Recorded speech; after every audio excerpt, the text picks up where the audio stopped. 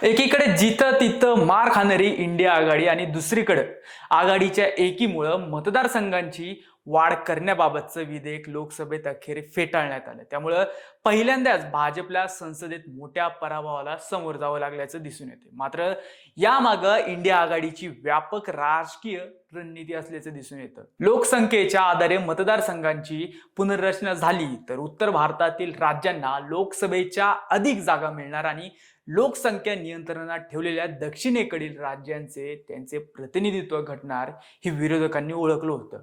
उत्तरेत भाजपची मजबूत पकड आहे, त्यामुळे हे सगळं त्यांच्यासाठीच चाललंय। भारताचा निवडणूक नकाशा बदलण्याचा हा डाव आहे हे पटवून देण्यात विरोधी पक्षनेते राहुल गांधी यांनी बऱ्यापैकी यशस्वी झाले। त्यामुळे याला जोडून असलेलं महिला आरक्षण विधेयकही फेटाळलं गेल्याचं पाहायला मिळतं। हात लावलं त्याचं सोनं करणाऱ्या भाजपचं अवलक्षण कसं करण्यात आलं हे पाहू आजच्या बोलबिंदासच्या भागातून।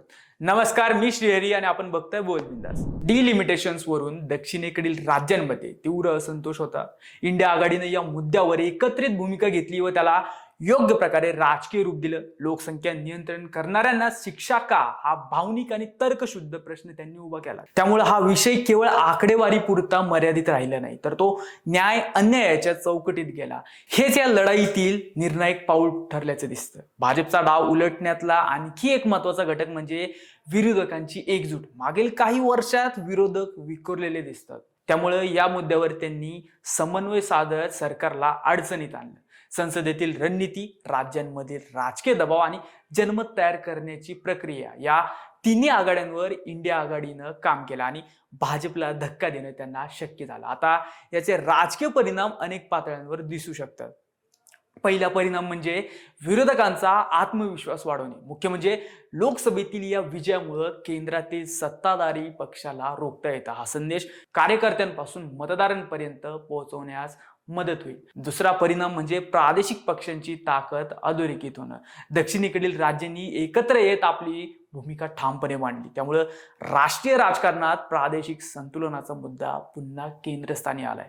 तिसरा आणि कदाचित सर्वात महत्वाचा परिणाम म्हणजे भाजपच्या विजयी प्रतिमेला तडा जाणं। 2014 पासून देशात भाजप सत्तेवर आहे। अनेक राज्य भाजपनं पादक्रांत केली, त्यामुळे गेल्या काही वर्षात भाजपला पराभूत करणं मुश्किल हे नाही, नामुमकिन आहे अशी धारणा तयार झाली होती। मात्र योग्य रणनीती आणि एकजूट असेल तर त्यांना रोखता येतं, हेही डिलिमिटेशन प्रकरणातून स्पष्ट झालं। आता यावरून लगेच भाजपची घसरण सुरू झाली आहे असा निष्कर्ष काढणं घाईच होईल, पण भाजपला धक्का देता येऊ शकतं आणि इंडिया आघाडीनं ठरवलं तर त्यांनाही संधी मिळू शकते हे अधोरेखित झाले। खरं तर राष्ट्रीय पातळीवरून निवडणुकीत अनेक घटक प्रभाव टाकत असतात, नेतृत्व, संघटन, संसाधने आणि स्थानिक मुद्दे। पण मागच्या काही वर्षात विरोधकांकडे यापैकी काहीच दिसलं नाही। यावेळी मात्र राहुल गांधी, प्रियंका गांधी, MK स्टॅलिन यांच्यासह सगळ्यांनीच कमाल केली। राहुल गांधी यांनी केलेले मुद्देसूद भाषण चर्चेचं ठरलं। या विधेयकाचा मुद्दा महिलांना आरक्षण देण्याचा नव्हे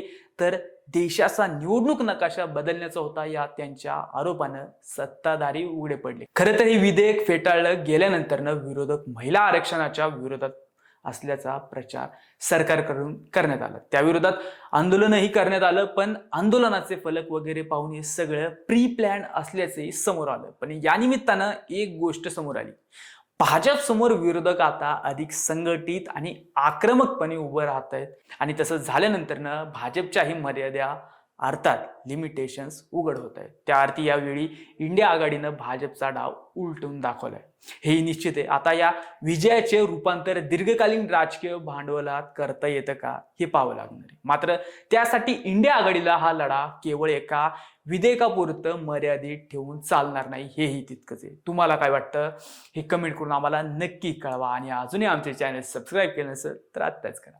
जय हिंद, जय महाराष्ट्र।